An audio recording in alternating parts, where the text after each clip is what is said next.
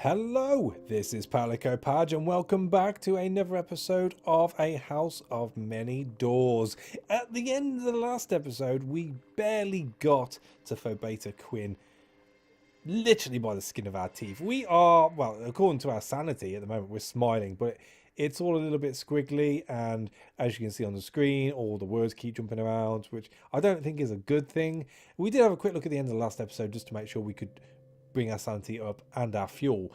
We can do our sanity, but we can't do our fuel, so that is going to be an issue. I think we may have to either start burning stuff because we are quite high on our load to the peak of 50 whatever it's weighed in. What the hell is it weighed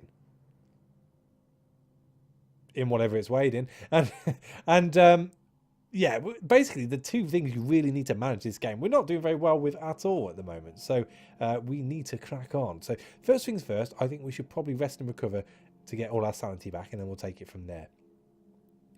But before I say that, a shanty city of drugs and dreams built around the impossibly tall and impossibly slender porcelain spire. In Phobetor Quinn, the line between dream and reality is obscure, and any punter can choose their own enlightenment for a price.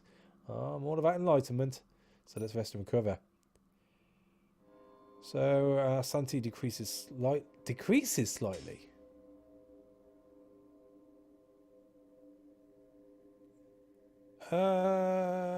Is that good or is that bad? Should it be increases slightly? And we've been missing for 7 days? We did get a horrifying ordeal out of it. Your old habits got the better of you again. Your crew were worried to the point of hysterics. Phobetor Quinn is unkind to those who drink too deeply of its pleasures. Oh. Right, so this doesn't appear to be the standard sort of way of getting your sanity back. Which is... because it says this will cover some of your sanity. Do I try again? Your sanity decreases slightly again. You wake up in an unlit garden. You have a splitting headache and no memory of the last few nights, just as you get your bearings. You wake up in a frozen castle. Your head has burst open like a chrysalis, and you remember only the slithering sensation of something exiting your eye socket.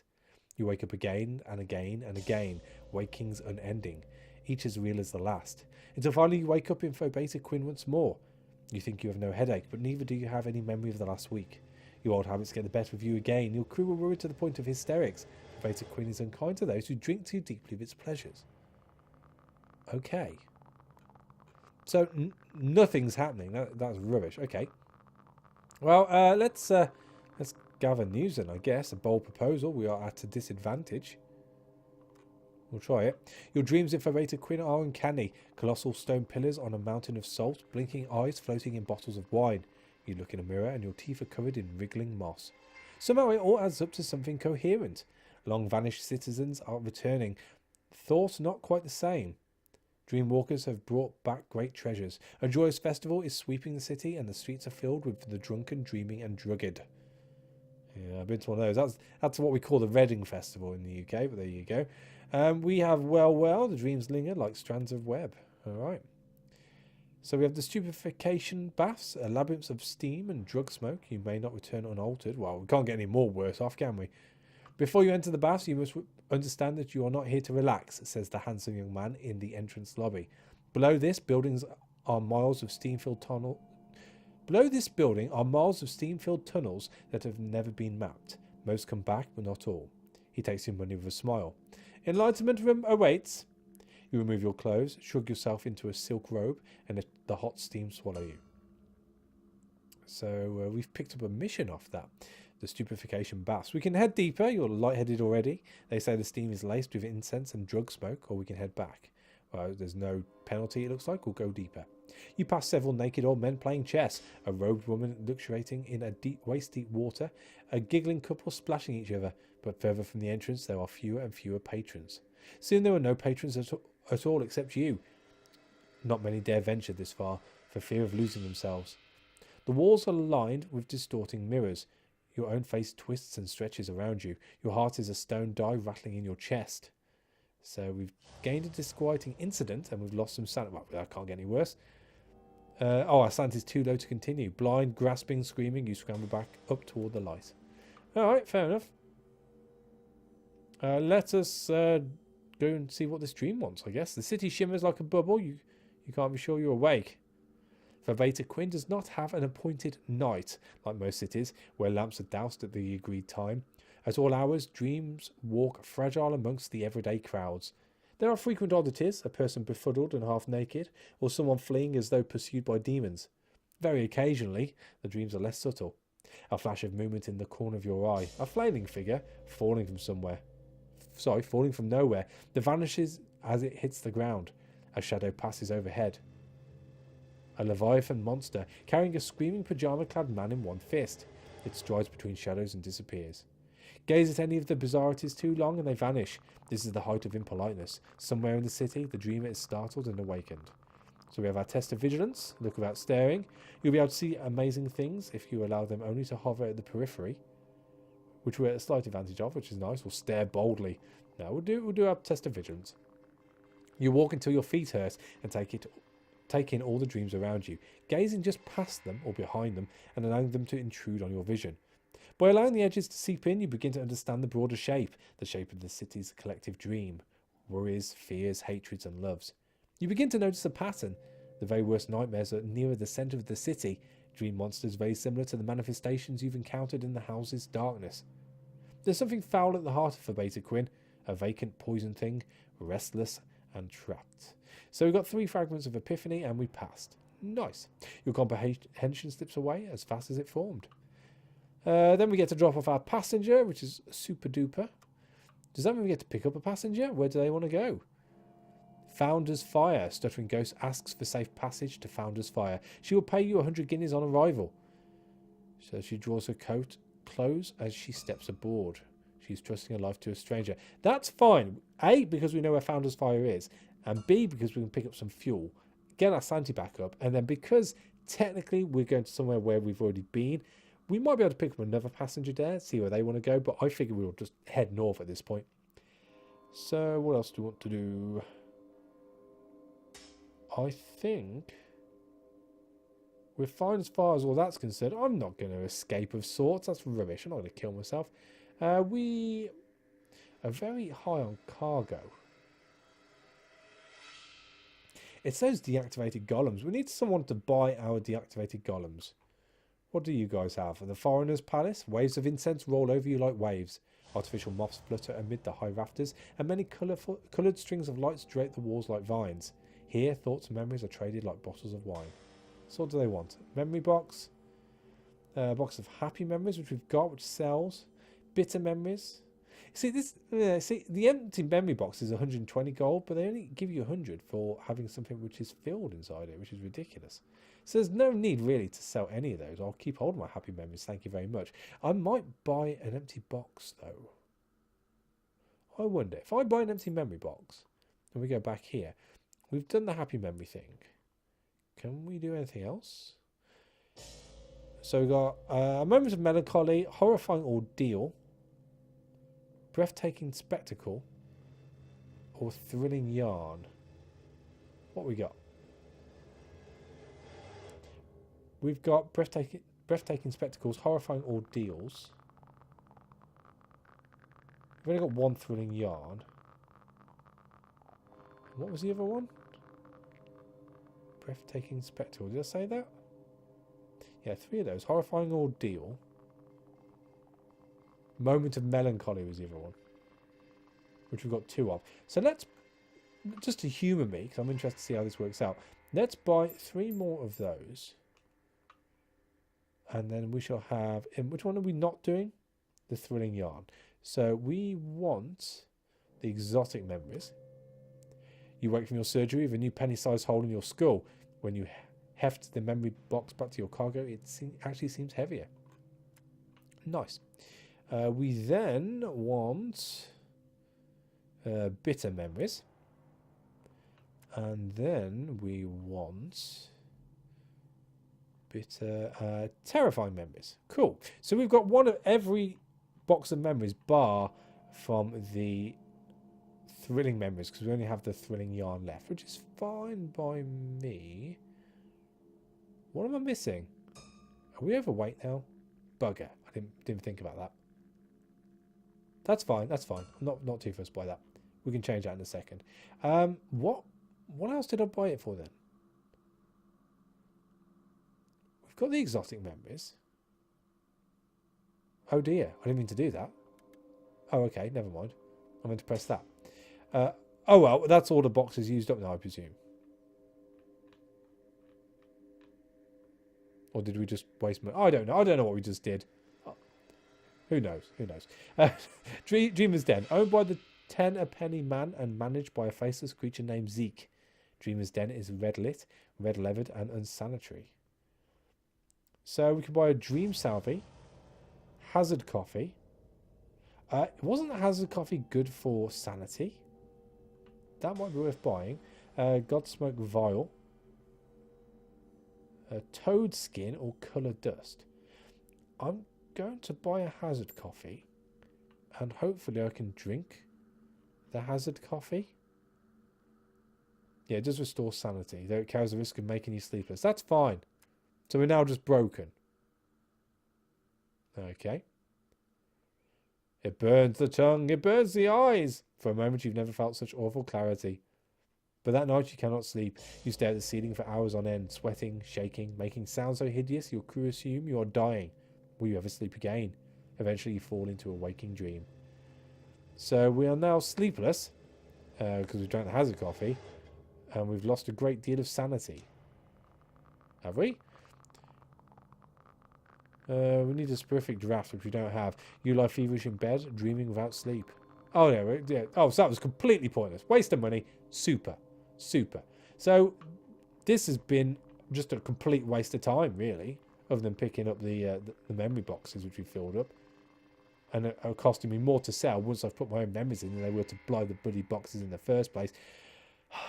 Okay. You know what? I think it's got to the point. We will have a quick... Yeah, too heavy. All right. I wonder, can I use the fetch mirror?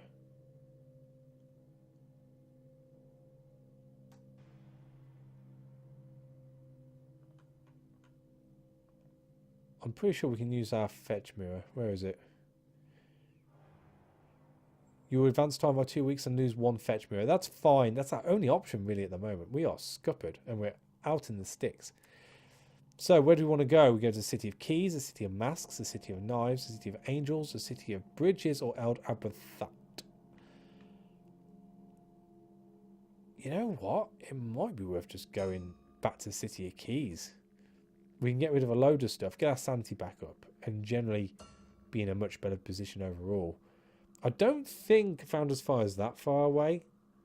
And to be honest with you, we've already done it, so I'm not that fussed. I'd rather head north and see what's up north. So yeah, we'll do that. Back to the City of Keys, I think.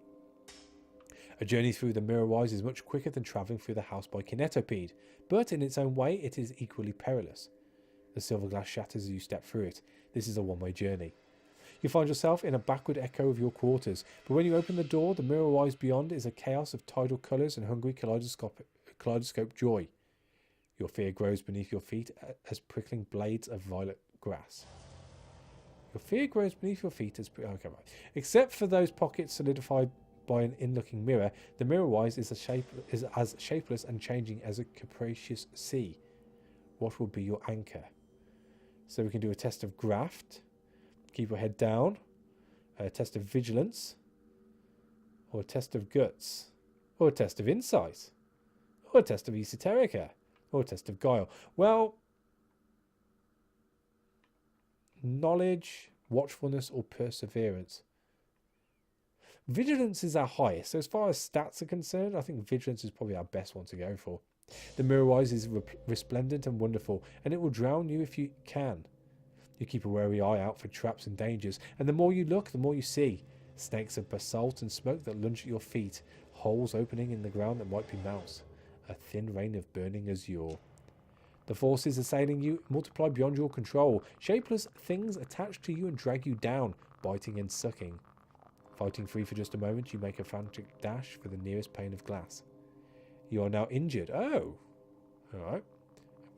I guess that's because we failed. We did. You emerge confused in Chima. You fall headfirst through some poor fellow's bathroom mirror. It will take your crew an extra 2 weeks to find you here. Well, that's fine. I don't know what the whole dates and times have got to do with anything at the moment. It doesn't seem to be important. So that's fine. But Chimer, where the bloody hell's Chimer? This could be very good or very bad. This is good, I think. Chimer, patchwork soldiers meet you at the station, grim-faced. The ones that have faces. Out, squawks a man who's mostly parrot. Mandatory stop and search. The patchwork guards find nothing. They don't seem pleased. An ancient maze of weaving stone walls and copper statues and ziggurats. Great bronze bells toll the hour, every hour. Deep in the centre of the labyrinth city, the ragged emperor rules from a sprawling complex of gardens and mansions. So we can rest and recover, repair our hull, gather news, and then we've got some interesting stuff. So, let's get our sanity back up. You spent a long time in darkness. Your crew need a few days to blow off steam. Is this going to cost us, though? And the sanity does not recover. You have no memory of the last few nights, and you are hopelessly lost. The faces in the walls are laughing. Chimer twists and turns like a trickster. It will be days before you find your way back to the kinetopede, utterly dishevelled and unhappy. Useless. You feel nothing but frustration. Is that every time? I'm going to do it once more just to see. Yes, that's every time. So we can't even get our sanity back here. So with that being said, let's gather news, I guess. The faces of the city pass rumours to each other in whispers. Hopefully the message hasn't been too mangled. The latest attempt to map the city ended in disaster. The Ragged Emperor has embarked on another vicious coup of his highest level advisors. Well, well, Chimer abides. We can then go to the court of the Ragged Emperor. Patchwork soldiers guard the doors of the palace, but they let you pass without bothering to check your credentials. Perhaps you can compete for the Emperor's favour. Let's do it. As you walk through the court, you are surrounded by opulence. Marble statues, clear blue fountains, glittering lights. A butler serves drinks from the hollowed skeleton of a dragon. The spectacle is marred only by the patchwork nobility themselves. A narwhal-headed man is in a bellowing argument with a six-limbed deer woman over whether a baron outranks a duchess. A crab-shaped earl scuttles past, snatching a canapé from your hands and gobbling it down without gratitude. The Emperor is nowhere to be seen. So we have a test of vigilance. We can mingle with the patchwork nobility, or we can leave. We can attempt to find him. A bold proposal. You're at a disadvantage. Why not? You eventually discover the Ragged Emperor walking up and down an otherwise empty corridor, tapping the walls in search of a secret passage he seems to have misplaced. Right, that's good. So we can either win him over with flattery, be as frank and forthright as possible, discuss military affairs, tell a joke, or leave him alone. Well, let's be frank and forthright, I guess. Hail, Emperor! I hope you're in good health. The Emperor stares at you with hollow-eyed irritation. Who are you? He snaps. Get out of my sight. So we've lost a bit of reputation. The courtiers jeer. On the bright side, you doubt the Emperor will remember this tomorrow, but his courtiers will. Oh dear. Alright. And we need plus 10 reputation with them. That's probably not something we're going to be able to do easily.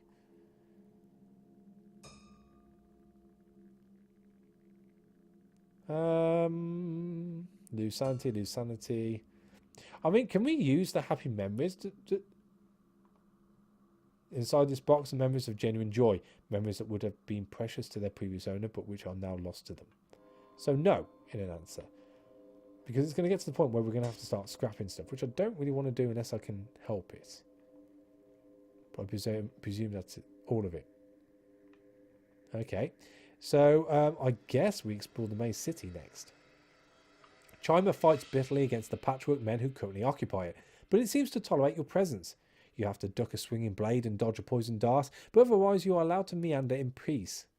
You stumble across a patchwork soldier less fortunate than you. He lies blood-sodden at the bottom of a spike-ringed pit, occasionally raising his goose head into the air and honking disconsolately. So we got a test of guts. We're going to attempt to rescue him. A tough challenge. We can ask the stone faces for guidance, or we can shoot him dead as a mercy, or leave him to his suffering. Well, we don't really know which way this is going to go. You know, we don't know if we're in the good or in the bad here. So I don't really want to get too involved if I can help it. Let's see what Chima's will is. Abandon the usurper, hissed the stone faces. Let him bleed. Our vengeance is not yet complete. Alright, well, that's him then. We leave him to him suffering, I guess. Oh, and that's it. Oh, okay. Oh, that was rubbish. I would have helped him out if that was the case. So that is us done here. We need to sell stuff. There's no shops. Of course there's no shops. Of course. So we need to burn stuff. Great. What are we going to burn? Can we burn the golem? No. What can we burn? I mean, it's only going to help a little, but we can always burn the. We can always drink the bottled darkness. That is an option.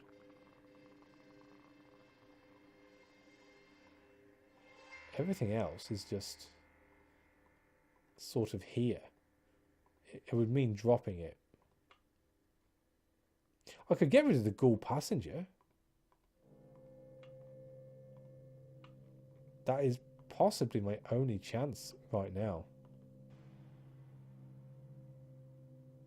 So that'll take us down by 3, which will put us just underneath our threshold. So at least we can get out of here. Fuel is a no-no. So yeah, we're going to have to take the passenger captive. The passenger tries to fight back, but this was never going to go their way. You soon have them in chains. They beg you for mercy, which reminds you to have them gagged before they're thrown in with the cargo. So we've lost a passenger, we've gained a prisoner, and everyone's annoyed. Okay. It's strange that people are so trusting. And that hasn't affected our weight for some reason. Oh, because he's now a prisoner. Okay, so does that mean we can force our prisoner to become... Or we can release them? Now that you're no longer out in the darkness, you can release them without condemning them to a grisly end. That might make everyone else happier with us, which will be good. So let's release them. No, no one cares. Your crew lead the stumbling prisoner away from the kinetopede. When you've reached a reasonable distance, you unshackle the poor wretch, shake them by the hand, and wish them the best of luck. They stare around at unfamiliar surroundings, blinking mournfully. Right, well, that was atrocious. That was absolutely terrible. The only good thing to come of that is the fact we're underweight, so at least we can get the hell out of here. So let's do that. Firstly, we need to say where we are. Oh. We're not too far out of the way. There's obviously something interesting here. It is the closest one, which means fuel would be hopefully a option to be able to grab. So we need to go 2 north and then 3 to the west. I dig it. I dig it. So we want to go north. Sanity is low. Fuel is alright. Don't have to worry too much about that. Sanity, they are coming. I mean, what am I supposed to do with that? No one wants to talk to me. This isn't good. You are losing it, Padge. Oh, my bad. I was reading the notes then. Reverse. You are desperately glad. So, is it this one we move? It is it. We'll have a quick look see up unless that's something bad. I have no idea what that is. It looks rather scary. It's got lots of eyes. We'll carry on. And then we just keep heading in this direction. Oh dear. The sudden dark. Your heart light goes out so suddenly that for a second, or half second, none of your crew seem to notice, mechanically performing their tasks in the dark. Then the shouts and screams begin, fast shapes in the blackness, and murmured prayer. So we need to find Otto, or take a look at the heart light yourself. Let's find Otto. It's his job, damn it. Otto is working furiously on the dimmed heart light with one hand, a candle in the other. No use, it won't turn on again. It's nothing mechanical, says Rutherford. The only indication of his presence in the darkness is the floating ember of his cigarette. It's medical, a heart attack. Our only hope is to get back to the City of Keys in one piece and have the whole heart light replaced. Can you fix it? The cigarette bobs from side to side. It can't be fixed lest we replace the dead heart inside, and I'm not volunteering mine. Any other takers? Otto is silent. Your crew, gathered anxiously at the doorway, are silent. We can volunteer our own heart? How the bloody hell does that work? Do I die? I can't die. I'm the captain. If I die, the game's over. They wouldn't give you that option just to kill you, surely. I volunteer. Let's see what happens. The babble of confused voices abruptly quietens. Are you sure, boss? Asks Rotherford. This won't kill you, but you'll lose your heart forever. It can change a fellow. Well, let's face it, we're pretty heartless already. We're taking prisoners, releasing them in strange places, letting people just bleed out on spikes. We're pretty much heartless anyway. I'm sure. Let's do it. Get on my table then, says Rotherford. We need to perform this operation now. His breath smells only slightly of whiskey. Oh, he's relatively sober. Good. Pale things skitter and circle outside in the dark. By the light of a gas lamp, Rotherford sorts through his scalpels and chisels and... a hammer?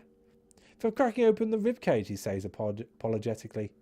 After that, the last thing you remember is the bitterness of laudanum. Vanish into darkness. When you wake up, the heartlight is blazing, and the kinetopede is thudding along merrily. You have an ugly circle of stitches on your chest.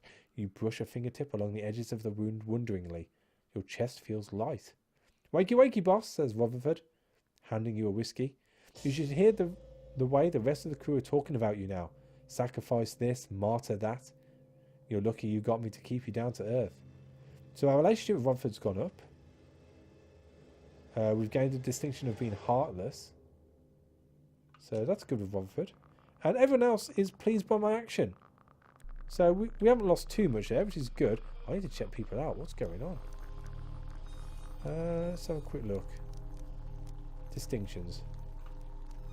So we're a key bearer, which is fine. We knew that. Student, minor, debauchery, poet. You've written at least one poem. Perhaps it will outlive you. Sleepless. You've forgotten how to sleep. And heartless. Your heart has been taken from you. But it doesn't actually say anything else, which I think is alright. We still need to get a chief engineer and a guard captain there when they come along. I don't think there's anything else to attempt right now. No. Let's crack on. There's something going on down here by this hand. A ruined pub. A tavern from another world. Its roof is caved in. Its floor caked in dust. The bar is tragically empty. Let's have a look.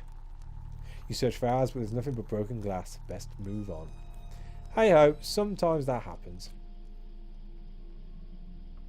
Still, he's got a heart light back.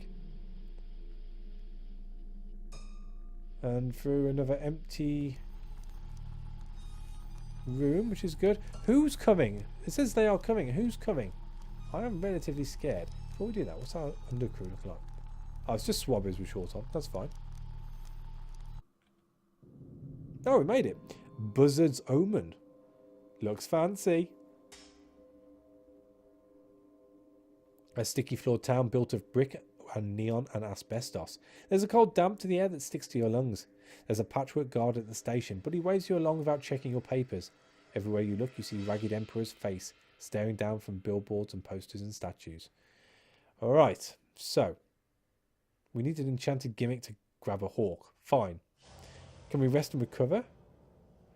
You've spent a long time in darkness. Buzzard's Omen offers plenty of ways to blow off steam. Excellent. Fine. That's good. That means we can get it back up. You sit cross-legged on trash-strewn asphalt, watching prophecies with the locals. The fortune tellers rage and screech and perform, predicting hellfire and plague. They promise the apocalyptic end of all life, the end of the house itself. It's oddly cathartic. Nice. Oh, we're now broken. So let's do that a few more times. Delirious, terrified, unhinged. I'm going to put it all the way back up. Steady, 188. That's not good. I've got a lot of monies left. Gather news. Buzzard's Omen has exactly one newspaper, which offers only obscene pictures and propaganda. You'll have to trawl the bars. All right, we'll do that. The feud between Spetugins and the Gutter Guts have erupted into violence. A new bar has opened on Stranger's Way. Oh, okay. And after that, I guess we will... See, we've still got a memory box. How many memory boxes did we buy? We've got one more. So we've got exotic, bitter, terrifying, and happy. Happy, bitter, terrifying, exotic. Can't do thrilling. I bought one box too many, didn't I? I will keep it. You never know. Something might happen. Let's wander the streets. You wander down the crooked alleyways of the Omen, neon signs flickering and hissing above your head. You stumble upon a big, black-bearded man lying slumped in the gutter, staring with sullen loathing at the busy bar opposite. He's clutching a half-empty bottle in one hand. "You!" he croaks, extending a finger towards you. "Come here! Come on, I won't bite." Let's approach the drunkard. I guess you can smell him at 20 paces. The drunk man spits as you approach. "Can you believe it?" he grumbles, gesturing at the bar across the street. It looks like a pleasant enough place. You can hear roars of laughter and faint piano music. "They kicked me out! Me! Boyd Septuagint!" I think that's how you say it. "Who? You're a Septuagint? I thought you basically own this town. They probably have good reason. What? How dare they?"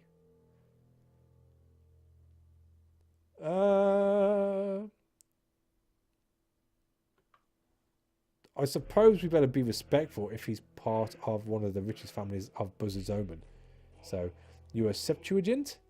I thought you basically owned this town. You've heard of the Septuagints. They're one of the 2 richest families in Buzzard's Omen. "Exactly," roars the drunk man, pounding his fist against his chest. "But those patchwork fuckers think they're the ones who owns the place. Just because they marched in here with the soldiers and made us all bow down to their bastard of an emperor."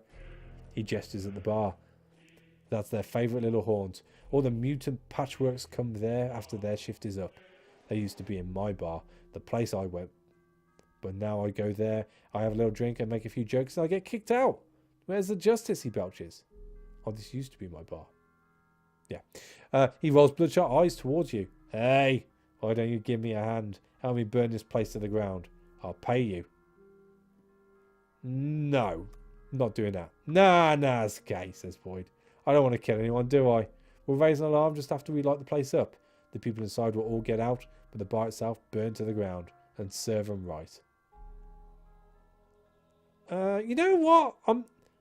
I'm not happy with this. I know I'm heartless and all that, but I'm not happy with burning down a bar full of people, regardless of whether we're going to give them notice or not.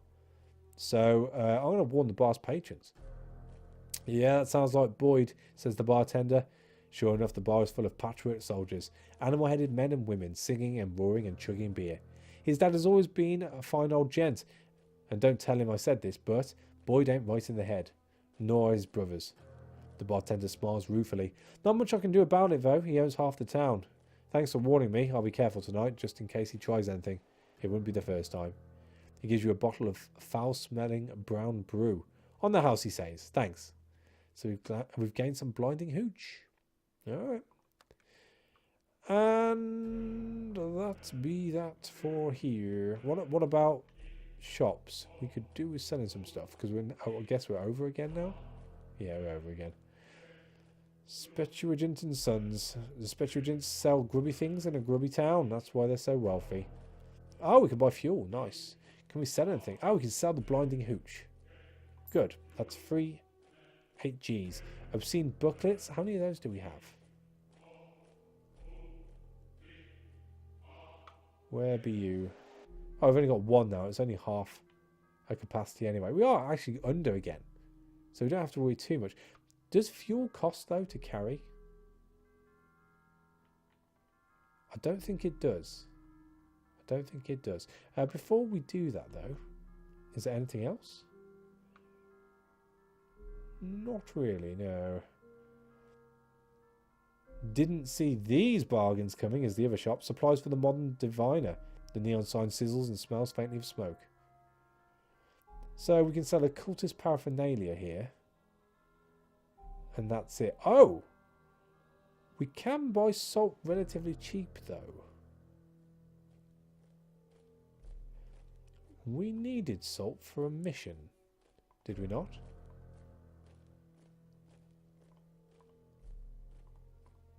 It's not going to tell me, is it? I should have made a note of it. Oh, we do need to go back to Founder's Fire, though.